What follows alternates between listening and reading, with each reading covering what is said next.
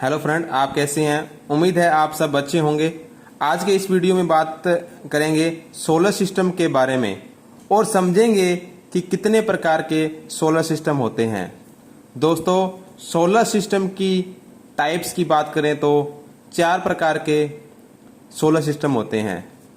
पहला है DC to DC solar system, दूसरा है ऑफ ग्रिड सोलर सिस्टम, तीसरा है ऑन ग्रिड सोलर सिस्टम और चौथा है हमारा हाइब्रिड सोलर सिस्टम। ये 4 प्रकार के सोलर सिस्टम हैं, सभी अलग अलग तरीके से काम करते हैं। मैं आपको बता कि इनकी क्या वर्किंग है, जिससे आप ये डिसाइड कर सकते हैं कि आपको घर या ऑफिस में कौन सा सोलर सिस्टम लगवाना चाहिए। चलिए हम बात करते हैं। पहली बार आए हैं तो प्लीज चैनल को सब्सक्राइब कर लें। दोस्तों, सबसे पहले हम बात करते हैं डीसी सोलर पावर सिस्टम के बारे में। यह जो पावर सिस्टम होता है DC to DC solar system होता है, इसमें इन्वर्टर की जरूरत नहीं होती। इसमें क्या है, आपके पास सोलर पैनल होना चाहिए और आपके पास सोलर चार्ज कंट्रोलर और आपके पास डीसी इक्विपमेंट या आपके पास डीसी अप्लायंसेस होने चाहिए और आपके पास एक बैटरी की जरूरत पड़ती है। इसमें इन्वर्टर की जरूरत नहीं होती। ये डीसी टू डीसी पर ही वर्क करते हैं। जैसे यहाँ पर हमारा सोलर पैनल लगे हुए हैं और यहाँ हमारा चार्ज कंट्रोलर लगा हुआ है और चार्ज कंट्रोलर हमें आगे जो अप्लायंसेस है, डीसी अप्लायंसेस है, वो चला रहा है। जैसे हमारे डीसी लोड है, डीसी बल्ब है, डीसी फैन है और डीसी मोबाइल चार्जर है आदि चलाता है। और ये जो चार्ज कंट्रोलर हमें बैटरी को डीसी प्रदान करता है और हमारी बैटरी चार्ज होती है। जब हमारा सोलर पैनल काम नहीं कर रहे होते तो हमारे जो डीसी अप्लायंसेस है वो हमारी बैटरी से सप्लाई सोलर चार्ज कंट्रोलर में जाएगी और चार्ज कंट्रोलर फिर हमें जो हमारे डीसी इक्विपमेंट है वो हमारे वर्क करेंगे। तो इसमें कोई इन्वर्टर नहीं होता और ये एफिशिएंसी इसकी बहुत ज़्यादा हाई होती है।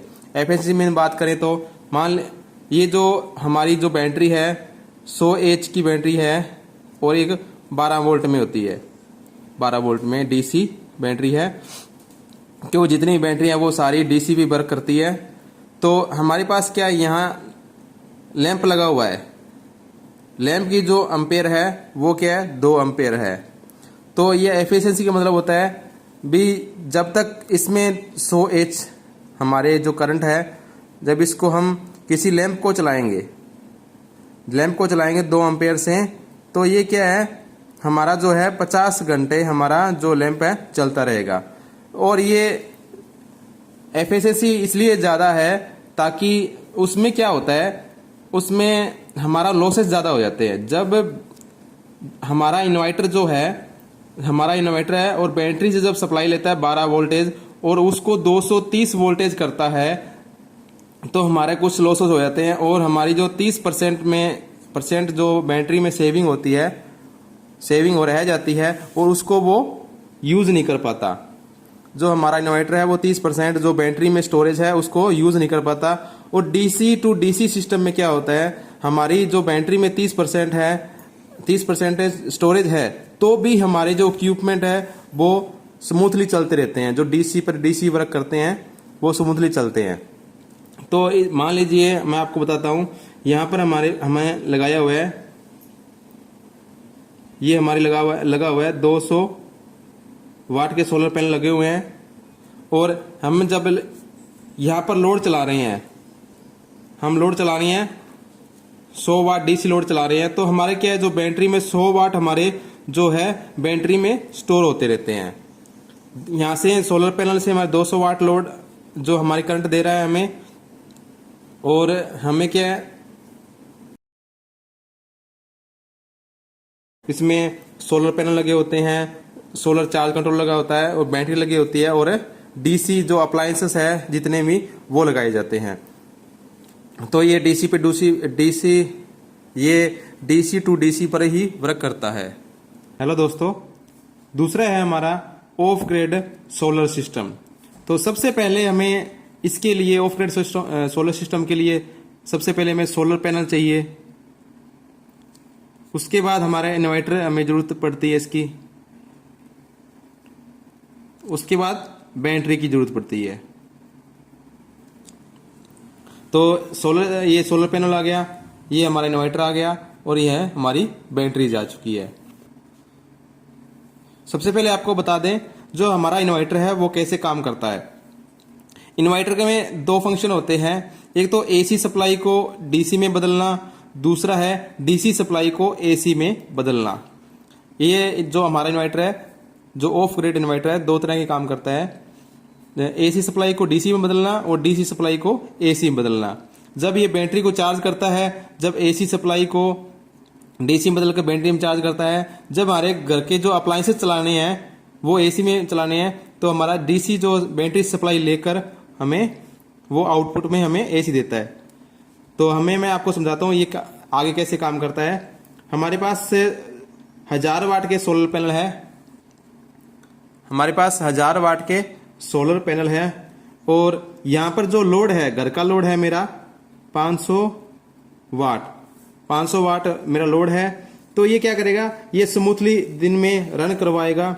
हमारा जो इन्वर्टर है 1000 वाट लेकर सोलर पैनल से और 500 वाट हमारे घर को लोड चलाएगा और 500 वाट कहाँ जाएंगे, हमारे बैटरी में स्टोर होते रहेंगे। टोटल हमारा क्या है, 1000 वाट हमें यूज कर लिया है सोलर पैनल से आने वाली जो करंट को।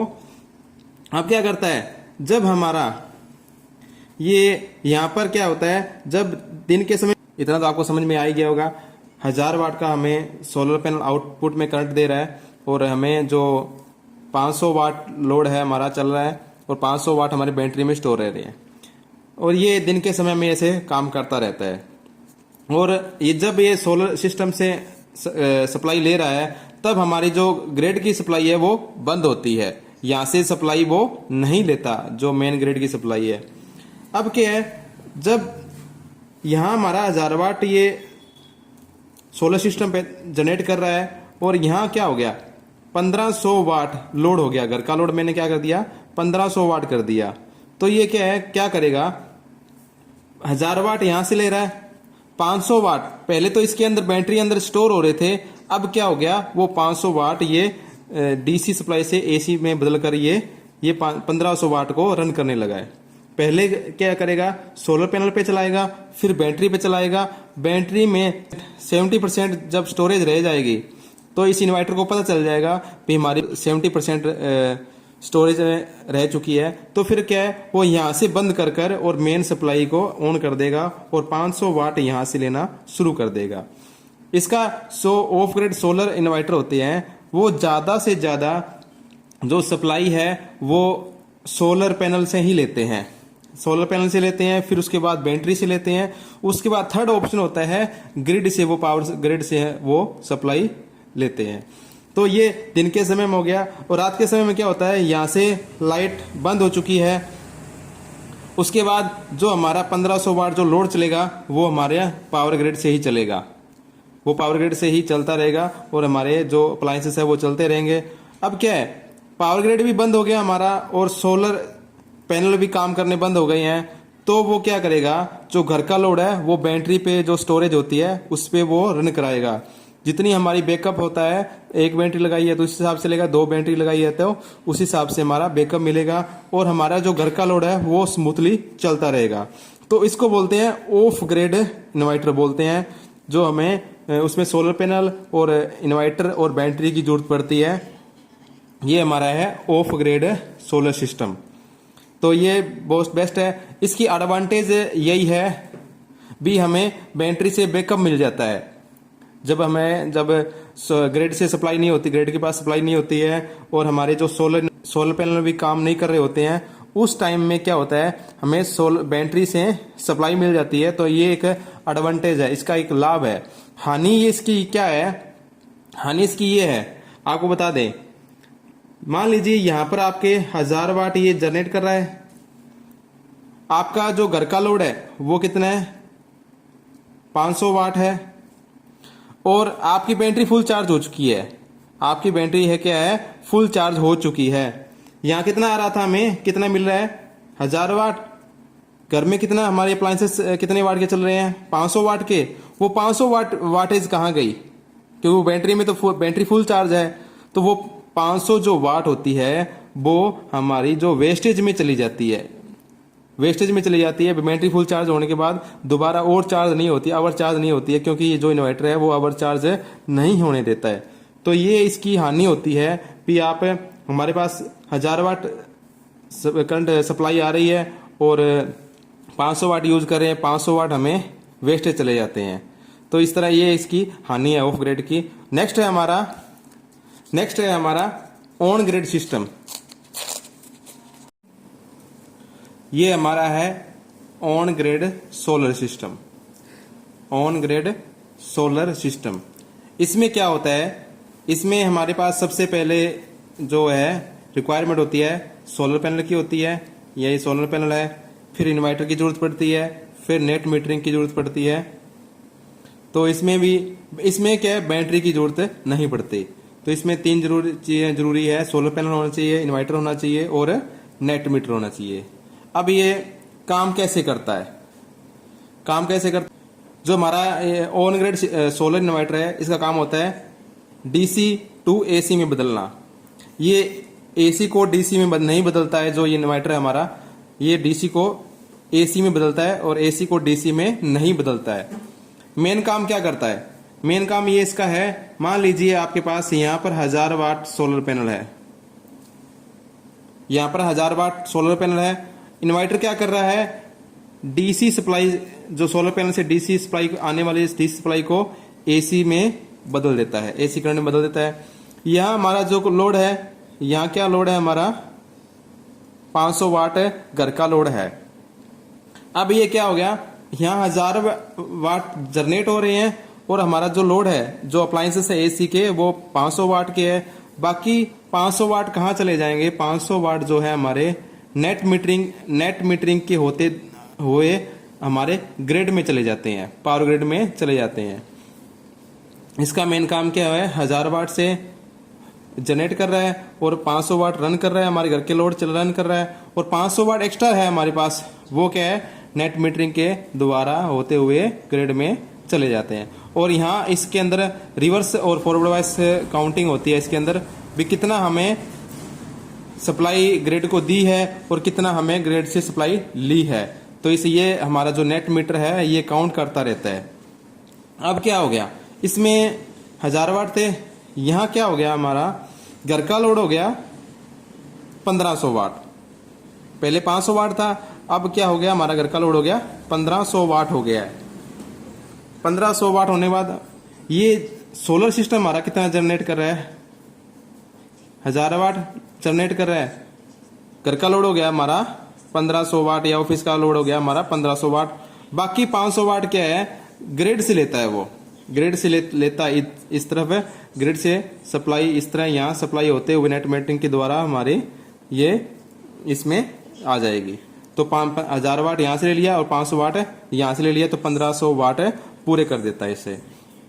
और ये क्या है, मंथली ये रिवर्स और फॉरवर्ड वाइज करके हमें बताता है भी ग्रिड्स को हमने कितनी सप्लाई दे दी है और हमें ग्रिड से कितनी सप्लाई ले ली है, वापस ले ली है।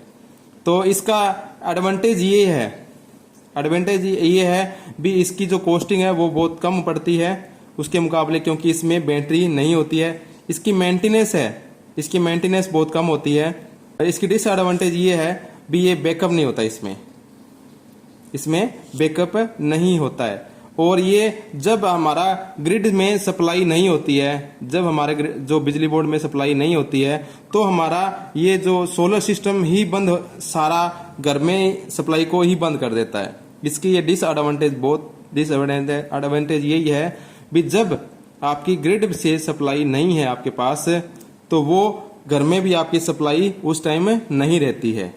पर एडवांटेज ये है भी आप जब यहाँ आप जनरेट कर रहे हो, ज्यादा जनरेट बिजली, एक बार दोबारा और समझाते हैं। जैसे मान लीजिए यहाँ पर 15 किलोवाट का सोलर पैनल लगा हुआ है, कितना लगा हुआ है, 15 किलोवाट का सोलर पैनल लगा हुआ है, और मैं जो यूज कर रहा हूं वो कितना कर रहा हूं, 5 किलोवाट।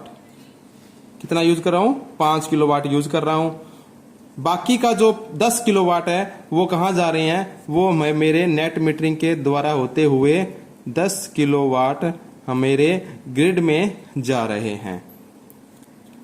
तो ये इसका ये फायदा होता है भी आपके पास लोड कम है और बाकी की जो सप्लाई है ग्रिड में जाती रहेगी। जब आप यहाँ क्या करते हो, यहाँ कर देते हो आप 10 किलोवाट, घर में लोड कभी बढ़ जाता है, कई बार एक दिन में कम होता है, अगले दिन ज़्यादा हो जाता है। यहाँ हो गया 10 किलोवाट, यहाँ कितना जनरेट कर रहा है, हमें 15 किलोवाट जनरेट कर रहा है। फिर इसके अगले दिन 5 किलोवाट वहाँ ग्रिड में जाएगा। एक दिन ऐसा आता है, मान लो 50 आपने यहाँ पर क्या 25 किलोवाट आपने यूज कर रहे हो, घर में यूज कर रहे हो, तो 15 किलोवाट तो आप ये हमारा सोलर सिस्टम जनरेट कर रहा है, ठीक है। बाकी का क्या होता है, बाकी का जो 10 किलोवाट है वो हमारे सोलर ग्रिड से सप्लाई लेकर वो इसको रन करवाता रहेगा, तो स्मूथली रन करवाता रहेगा। ये हमारा ऑफ ग्रिड सिस्टम में होता है। जो उसके बाद है हमारा हाइब्रिड सिस्टम सोलर सिस्टम होता है।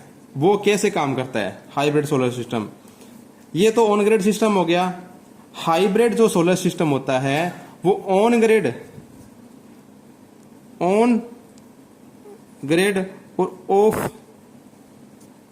ग्रिड दोनों का कॉम्बिनेशन होता है। दोनों का जो कॉम्बिनेशन है उसको बोल देते हैं हाइब्रिड सोलर सिस्टम। उसमें बैटरी भी यूज होती है, काम यही होता है सारा। उसमें क्या है, यहाँ पर आपके जो इन्वर्टर के अंदर क्या है, बैटरी एक्स्ट्रा बैटरी यूज हो जाती है, तो ये हाइब्रिड सिस्टम बन जाता है।